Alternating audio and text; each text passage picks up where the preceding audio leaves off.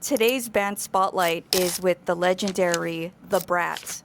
We have Rudy and Alice D of the band. Thank you guys for doing the interview with C Squared presented by Disarray magazine. Yes, thanks for being here, having us. Like either way, yeah. I mean, you invited us over here to do it, so yeah. Just introduce yourself and tell us what you do and how it all started. I go by Rudy Brat, and that's been my stage name since I was like 20 years old or something like that. And most people know me by Rudy Brat. Yeah. Alice D. My middle name starts with a D, so since high school, everyone started calling me Alice D. And it just became my stage name. Yeah. Do you guys remember the first time you played punk music? And do you remember feeling like, oh man, this is my scene? Can you describe that?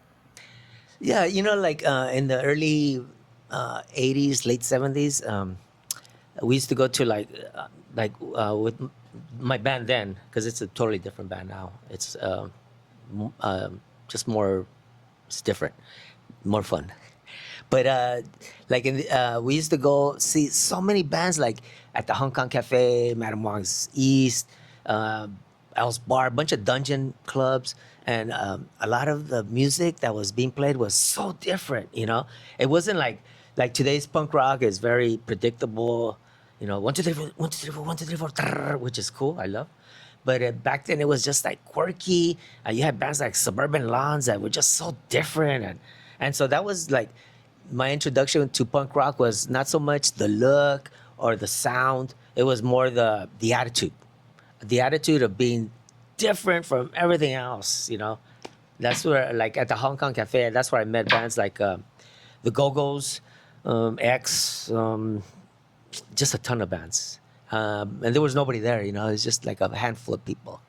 Especially coming from East L.A., like that scene wasn't even introduced to that, and then experiencing it at those venues, you're just like intrigued. Yeah, like when we first started playing, people like we got a lot of shit because like, what nerve? You're writing your own songs? It's like nobody was writing their own songs. And then we had a female vocalist. Like, what? It was scandalous.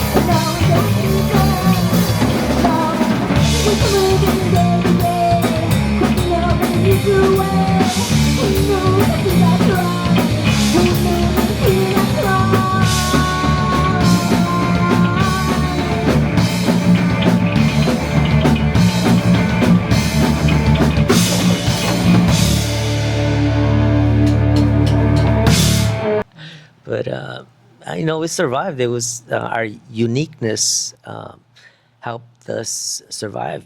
Nobody has forgotten us like a tattoo, like that doesn't go away. It's just I've had a million bands, but everyone's like into the Brat. How about you? When did you first get into the punk rocks? Probably like late middle school into high school, like early 90s. Same thing. I was going to the Hong Kong Cafe, but it was already kind of a little different then. But back then too, like for me, punk rock was also like Susie and the Banshees and stuff like that. Like back then, it was just like, I don't know how to find a broader. Or, now everything's kind of like, there's a name for everything, but back then it was kind of was just all combined. Yeah, all I meshed totally together. agree. Yeah, but I was also like all into Bad Religion, Dead Kennedys. Yeah, and then finally when I was 19, that's when I was saying like, I got into a little punk band, and we were covering High School from the Brat. Yeah, we only did like 2 backyard shows, and that was it. Full circle Full now. circle moment. That's how we started too. We just doing backyard shows, like in El Sereno, all over the neighborhood, you know, and that was fun. So backyard gigs are making a comeback. I heard. Why do you guys think that is? You're in control. You're in control of the door. You're in control of the bands. You're in control of the stage. And you know, when you're in a club, you got to deal with their sound. You know, they're not gonna pay you. Blah blah blah. You know, and when you run your own show, sometimes illegally, but you run. You know, you sell cervezas and whatever, and that's how the band survived back in the day. Just do it yourself. Yeah. Did you guys ever promote your own shows? All the time. Yeah. I think Like that's the only way we backyard- would do yeah. it. Yeah. Backyard Paper specials. flyers, pass them out. Oh, go to record shops, Melrose, put the flyers there. Yeah. Or at the end of the show, stick them on the cars. Yeah, that's Car something windows. that it's kind of coming back. Flyers. It's weird because it's like I have a massive collection of old flyers and posters and photographs, just a ton of stuff, and people keep asking me about that stuff. So about 3 years ago, a friend of mine, well, he's a curator, and he was bugging me to come down to my house. Let's check out your, all the flyers. Let's check out all the stuff you have. And I'm like, oh God, it could be a can of worms. I don't really want to, but so he kind of like forced me, and so we went through my basement, and I've been dragging that stuff around for like 45 years, and some of it was not in great shape, and so he got me a sponsor, and we started framing all this stuff, and it took us 3 years to put it all together, and then he got me a curator, and then we started working with Pittsburgh College, and they're gonna we're gonna have a exhibit. It's called the Rudy Brat Archive at the Pittsburgh College at the Gallery in Claremont. I think that's the name of it. Anyways, that's on September 26th on Sunday, and so that's coming up. So we're pretty, I'm excited about it because it's my collection that's going to be out finally. People will get to see it, and we'll see how it goes. So like the whole thing about flyers coming around, it's like it's people are still interested in that stuff. It's interesting. But yeah. Do you have like one item out of that you're like, that's like your major piece that you've kept for all those years? I have several. Like when we originally released the EP, the Brat EP Attitudes, it was in a 10-inch, and there was only like 1,000 that we pressed on that, and they sold out fast. So we scrambled to put out the 12-inch, which is a second edition. But I have the 10-inch acetate. I have the 10-inch test press, and then I have the 10-inch release, and so it's all in one frame. And that to me is like one of a kind. Nobody has that one. And then I got some other posters that are really cool by Richard Duardo and people like that, graphic artists. But yeah.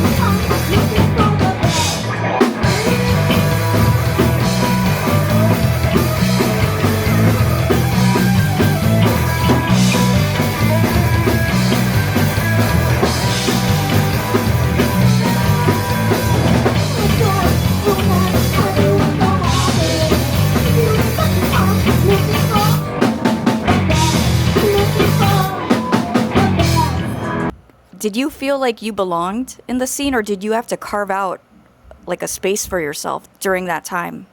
You know, everyone has these preconceptions of what an East LA band.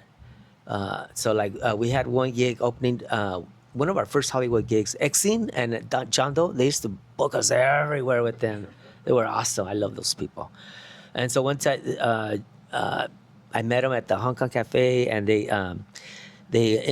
called me up. Exene and John called up and said, "Hey, you guys want to open for us at the whiskey?" And so we did. You know, so when we got there, like all the people that were there was like, "Oh man, I thought you guys were gonna be like cholos, you know, with khakis and like what?"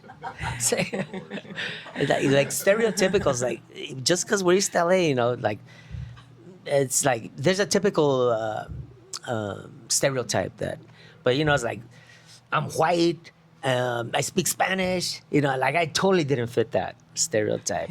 Like, So how did your family react when they saw you making music? Alice had a very supportive mom. Your mom Yeah. supported you in everything, which I think is so cool. But my dad, Oh, let's hear about that. when he saw my nose pierced, because I was like really punk rock back then.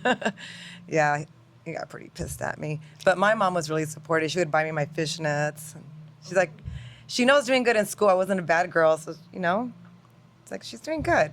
Yeah, my parents didn't understand what I was doing. They, you know, they're like from Mexico, you know, very humble people, and I come from a family of 11, so like I'm second to the youngest, and so like I'm playing this punk rock. It's like, what the hell is this kid doing? You know, they didn't understand me, but they supported me, and so they let me use this back cottage as a rehearsal room, and man, we tortured the neighbors for years, for years. Oh man, we would come home at 3 a.m. from a gig, set up, and start playing, and like, it wasn't nice. Yeah, that happened. But my parents were supportive, even though they didn't understand what I was doing. But when they saw us on TV, then they were like, "Oh shit, he's doing something. He's doing something right." And then they looked the magazine covers and book covers, and listening to us on the radio. You know, that's like, oh, he's doing something right. And so they just encouraged me. But but they didn't understand. So how does it feel like thinking about that right now, and now in the place you are now? How do you see the younger generation that's trying to come up with their parents? Do you think like they're more supportive, or they need the support, or? Let me give you an example. Like the Lindas. I mean, their parents are like part of the band. You know, they're like booking, they're touring with the kids. They're kids, so I can understand that. But totally supportive, man. And you see like all these kids on YouTube, or you know, they're shredding. It's like someone guided them into that, you know, that lifestyle. Like their parents are punk rockers to begin with, and so like they're more accepting and more encouraging, and you know, which is great. But that wasn't the case with us. At our last show, there was a band called Cat Rat. Oh yeah. It was two girls. Was it 10 and 12 Yeah. years old? Yeah. They were and their so parents good. were there, like, yeah, like. In a bar, their parents are there. Yeah. They were really good. They were good. It's crazy the support they have nowadays prior to back then. It's like you had to find your way in it and help Exactly. explain it to your parents, like, hey, this is actually going to be good. Yeah, and you know, like I'm sure there's kids out there that their parents still don't understand them, and, you know, but it is a lot different today. A lot different. The Wolf.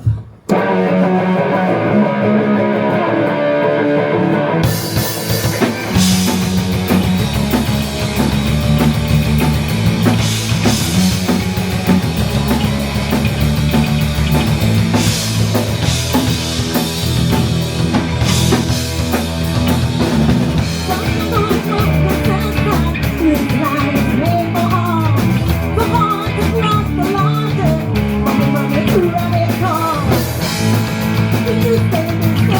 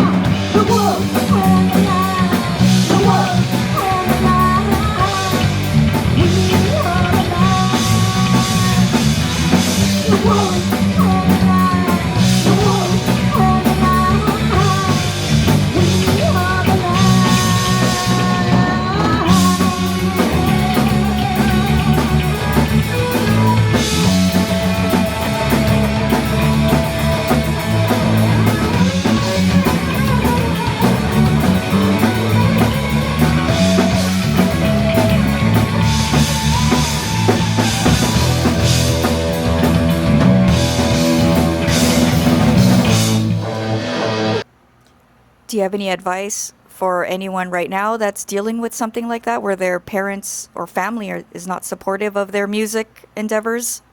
Yeah, it's just if you follow your passion, it's like you can't go wrong. It's gonna make you happy, and that's what's kept me alive, going for the last, I don't know, 100 years. I've been playing music.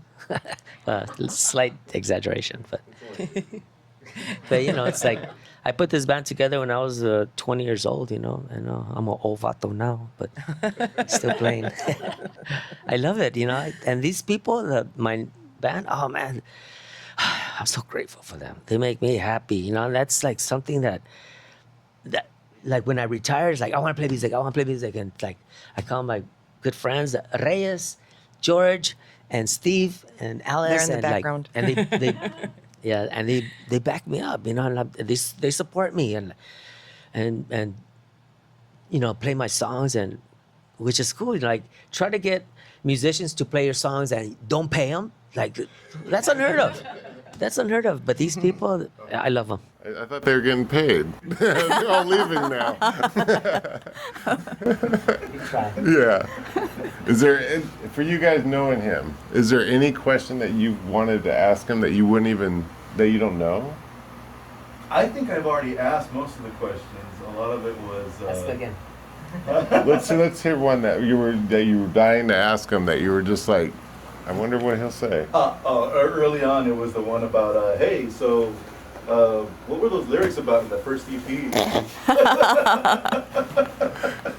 Oh yeah, we were talking about that. It was all curiosity. You hear these songs over and over again as you rehearse, and they start thinking, Like, what inspired you to write that? Rudy. Yeah. Yeah. Shy and small and much too thin as he works the master plan. But that was a good question. Nobody had ever asked that question. You know that? So usually I like to ask like the bands that we interview, like, what were you listening to on the way over here? Or if I was to give you the aux chord at a party to play 3 songs, what songs would it be? Well, I was listening to our music because I was rehearsing in the car warming up. That's a good answer. But if you were to tell me 3 songs, I wouldn't be able to do it. I'm so eclectic, and it's always just what I'm in the mood for. Like sometimes it'll be punk rock, sometimes it'll be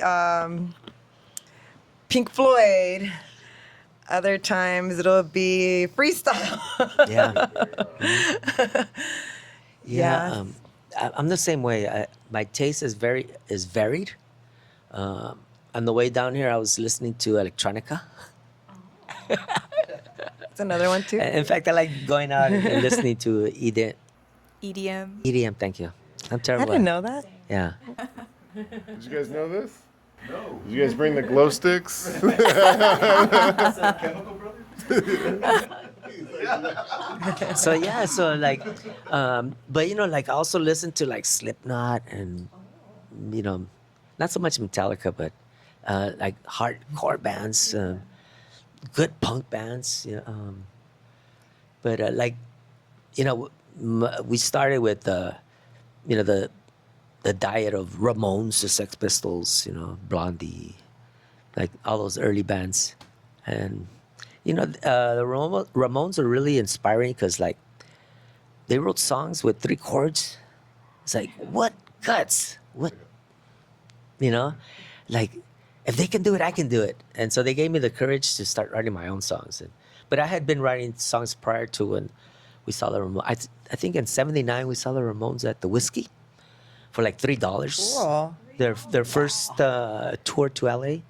And the opening act was Blondie with Deborah Harry, like super young and really hot looking. And yeah, and that was my introduction. There was like 90 people there or something like that. But it was cool. We were at the right place at the right time. When that whole wave was crashing, and we got picked up in that wave, and like we had a good ride for a while. Until we imploded. How was that when that happened? The implosion. Yeah, the implosion. Oh, it got to the point where it was like beating a dead horse. Just like we made so many mistakes. We were so much infighting. It just got ugly and nasty, and to this day. So I'll just say, like, what lessons came out of that Yeah. you wouldn't want to repeat with anyone else or any other bands? Like, say she's in a different band, you tell her, hey, don't do that. I only care, I only care about continuing writing songs, working with people that I enjoy and I love, and just being creative and just being performing. And, like whatever that other person wants to do, it's like fine with me. I encourage whatever. But it's like, no more. Yeah, and so I'm really happy with this girl over Thank here. you. So I feel fortunate that she's in our group, and these guys, they're shaking their heads. They agree. Positive vibes. It's been a blessing. Yeah, for me, it's been a blessing and an honor to be able Thank you. to do this. Yeah, thank you. Yeah, so And they're we- all super awesome. yeah. Love you guys. Yeah, we have a good thing going. We can't wait to get together. Even if we're not gonna play, we're just gonna get together to maybe go see George play, because George plays a lot with Cold Duck. Can I say that? Different groups. Like he's played with like Animal. Some historical figures. This guy. Yeah. So we're fortunate. So fortunate to have him as my friend. I've known him since how long, George? Way long. Like 40, 50 years or something like that. Yeah. High school, more or less. I dragged him over to a rehearsal because I needed a bass player, and he goes, "Nah, I'm too busy, blah blah blah." And he goes, "Oh well, I'll just do one day," and that one day hasn't ended. It's still. Thank you, George. I really appreciate you. That's cool. Yeah. Yeah. Yep. So, thinking back, do you remember the moment where you were like, "Oh, dang, we're getting famous"? I thought more in terms of like nervous situations. I would get so nervous at the whiskey that I would get so nervous. And then after the first song started, then I'm fine, but I still get nervous, but not as much as I used to. Like, big shows maybe, but not so much. I'm more confident. And I guess back in the day, I was like, we don't deserve this kind of thing. It's like, we're just a backyard band, like I was kind of like putting myself down, but people kept pumping us up. So like, you start to believe, like, wait a minute, maybe we do have something, And then when Ronnie Bingheimer started playing our record, that really was like ultra cool, We had done an interview with Rodney. It didn't go very well because of someone, but yeah. We did a lot of good shows in Frisco with the Dead Kennedys, Lords of the New Church, REM. When Wow, REM that's was cool. like the first tour, and they were like nobodies, man. There was just a few people at their gig, and they were kind of raw, I had no idea they were gonna blow up to the. Did you like their music when they were playing? It was a little jangly for me, but it was cool. Yeah, I was gonna ask, was it the same? Because I got to see the Offspring at Hong Kong Cafe when they were just a local band, yeah. and they were so different. Yeah, Yeah, super. Then I heard them on K Rock. I'm like, wait, this is the same band? yeah. That's when We even talked. We said we're gonna have I was trying to start a band then too, and we were like, yeah, let's have a gig together. Okay, yeah. But I think when you start working with producers, they start to refine your sound, and sometimes for the better, sometimes for the worse. Like we had a ton of producers, mainly not so great ones, but some really, really good ones, like Paul Rothschild. I don't know. He did the Doors, Janis Joplin. He was really good. I think he was one of our best producers. But there's some good ones out there. Anthony Valley. We worked with Anthony Valley from what's that band called? What was his band? Crazy Town. Guitarist for Crazy Town. Super talented dude. But yeah, that's what happens, man. Producers like will either improve you or destroy you. It just depends. You have to get a good guy. But yeah.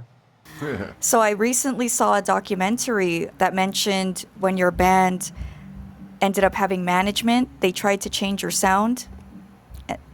Can you tell us about that?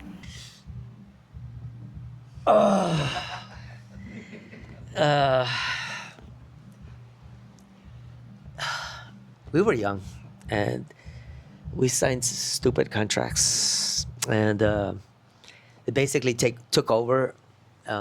They were a production company. I'm not gonna name names, and like before I was in charge, we were doing fine. We had a record out. We were on Ronnie Bayheimer. We're doing the whiskey, and then these people came. They worked with the NAC, and they had a big hit.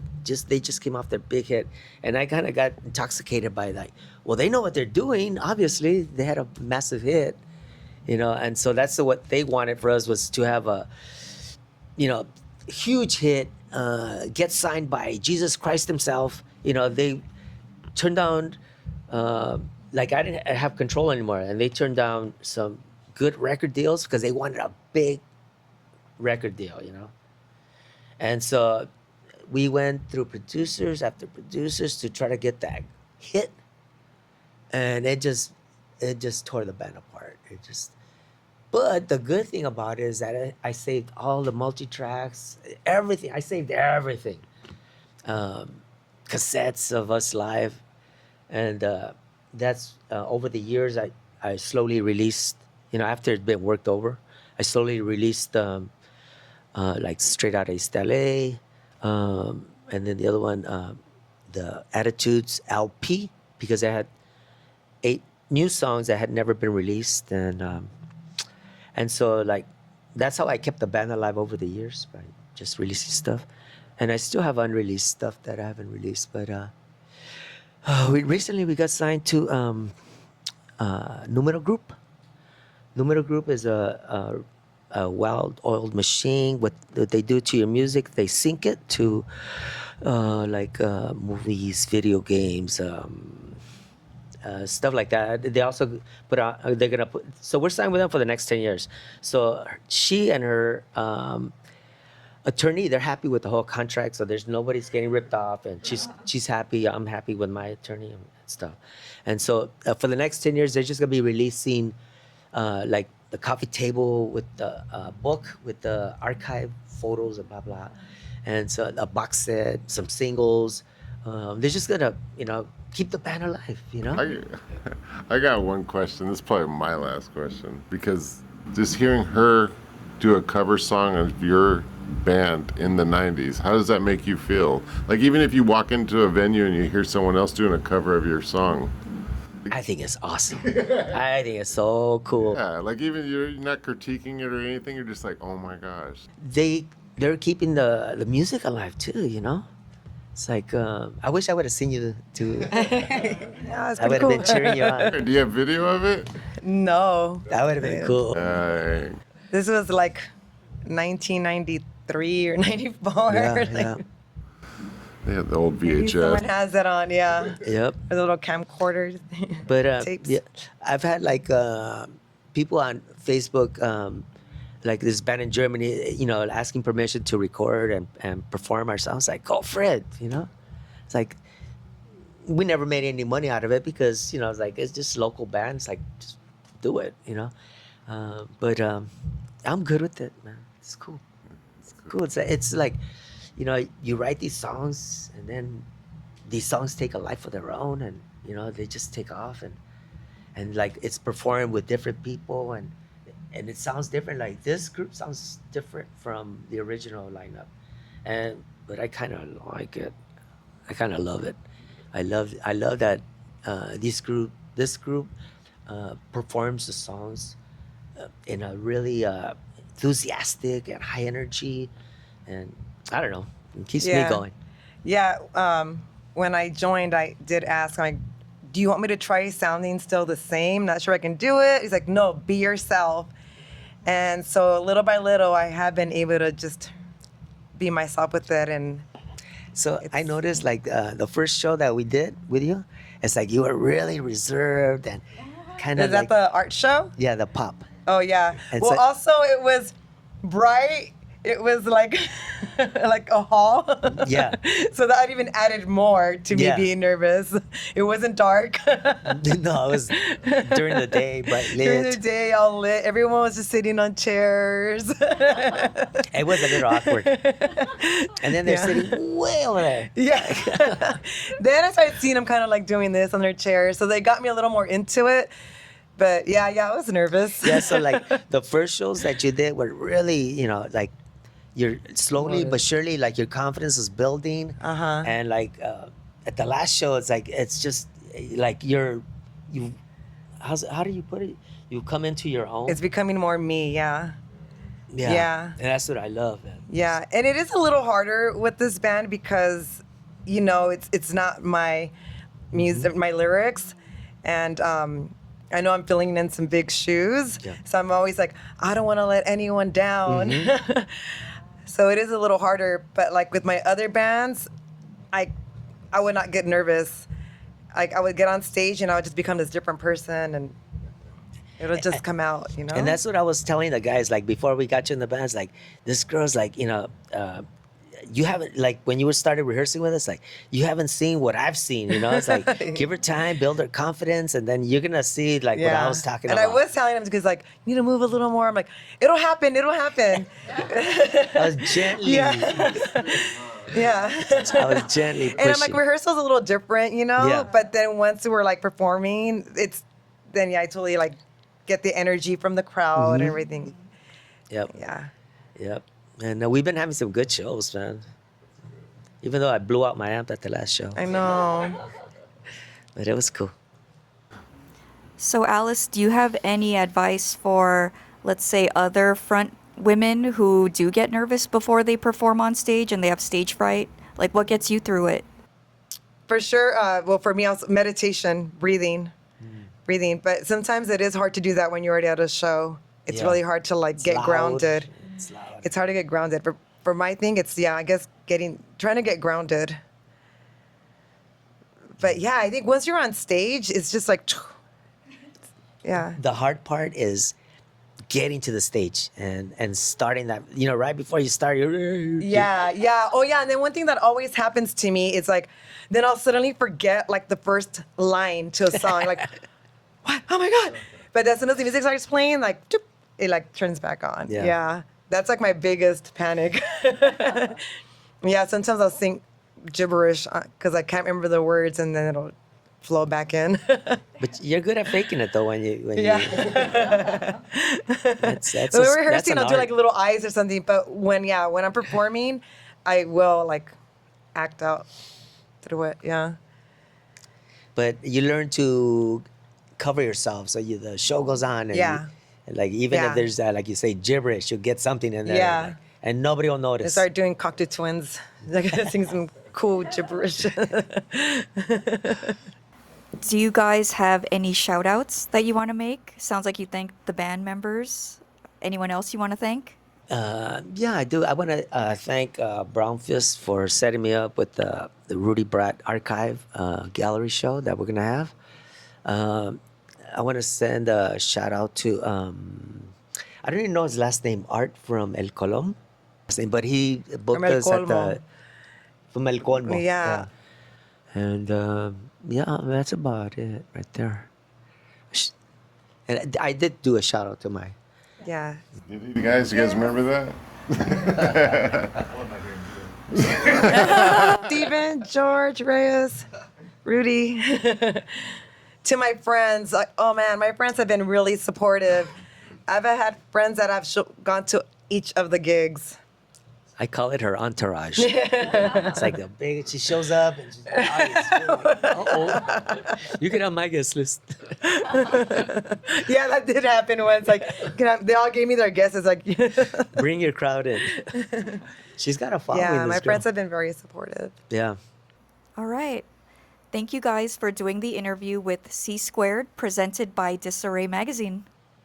Thank you. And thank you guys for taking the time to come on out here in this hot day and spending time with us and interviewing us and really helping us, promote our new band.